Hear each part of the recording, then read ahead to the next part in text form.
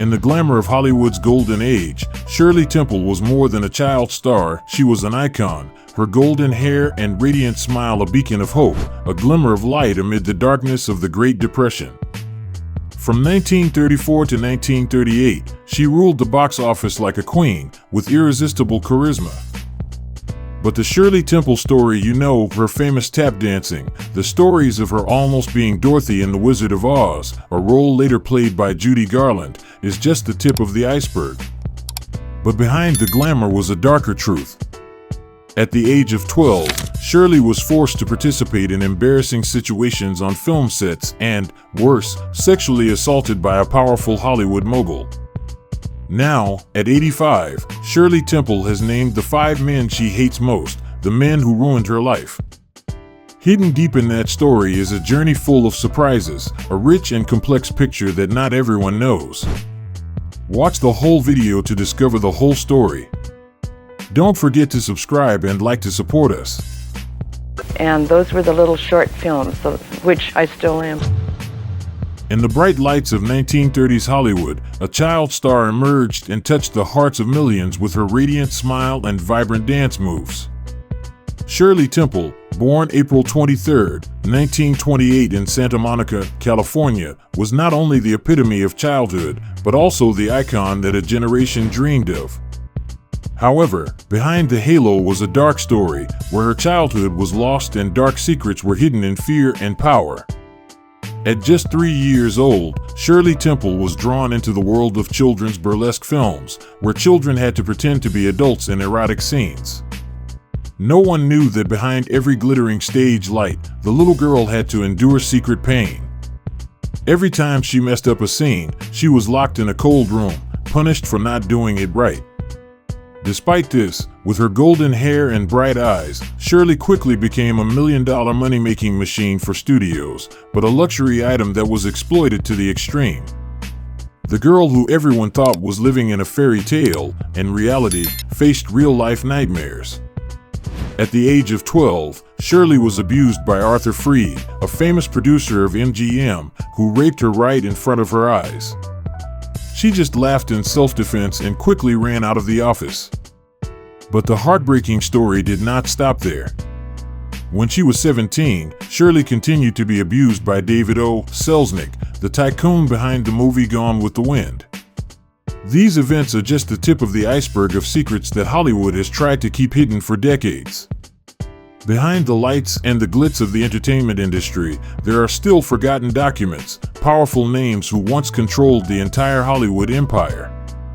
These people used the power of media and politics to keep Shirley Temple silent, hiding the dark truth. And there is a pivotal event, a moment in the darkness, that, when revealed, will change the way you see Shirley Temple and Hollywood. This is not a place of bright lights, but a place that once devoured the soul of a little girl who smiled only because the audience expected her to. Behind the lights and the glitz of the entertainment industry, there are still forgotten documents, powerful names who once controlled the entire Hollywood empire. These people used the power of media and politics to keep Shirley Temple silent, hiding the dark truth. And there is a pivotal event, a moment in the darkness, that, when revealed, will change the way you see Shirley Temple and Hollywood. This is not a place of bright lights, but a place that once devoured the soul of a little girl who smiled only because the audience expected her to. A child's laughter is sometimes a cry that no one hears. When Shirley Temple was just 12 years old, she was forced to participate in scenes filled with abuse that no child should have to endure. Shirley was not just a commercial product, but also a victim of a dark conspiracy where the innocence of childhood was exploited to serve the purposes of producers and directors. They did not care about her psychological development, but only required Shirley to participate in emotional or sensitive scenes that she could not understand. In those films, Shirley was forced to express emotions that only adults could understand. The scenes contained romantic or sexual elements, although at the time she did not understand those concepts. In a later interview, Shirley shared, "I didn't understand why I had to do those things. I was just a kid, but I was thrust into a world that I had no control over. The feeling of losing control, not only physically but also mentally, haunted Shirley throughout her life. Sadly, those scenes were not only forced to show inappropriate actions but also brought criticism and even cruelty from the producers.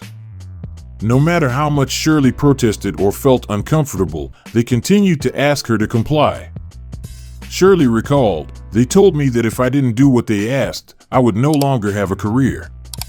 Those words made her feel like she was no longer herself.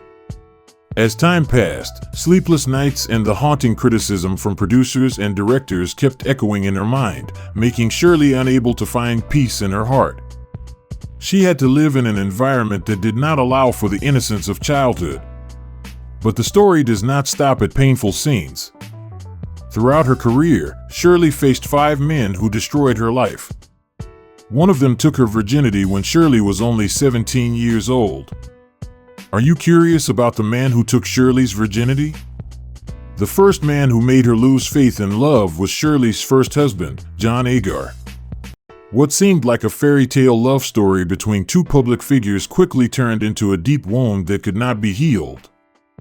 When they married, Shirley poured her heart out to Agar, believing that his love would bring her eternal happiness. But soon she realized the painful truth: Agar did not love her, he was just using Shirley's fame to advance his career. "He did not love me, he loved the attention that marrying me would bring. I gave him all my love, but he betrayed me when I needed him the most," Shirley shared with sadness in her voice. Their relationship did not end in a simple breakup, but was a devastating blow to Shirley's spirit. Being betrayed by the man she trusted the most, when she was still at the peak of her career, broke her faith in love and left her deeply disappointed. It was the worst betrayal, something that no Hollywood glamour could hide. Shirley was caught in a downward spiral, where love became a tool of manipulation and loneliness became her constant companion. However, the betrayal did not stop at personal relationships. During this time, Shirley was drawn into a world of crazy parties and sleepless nights.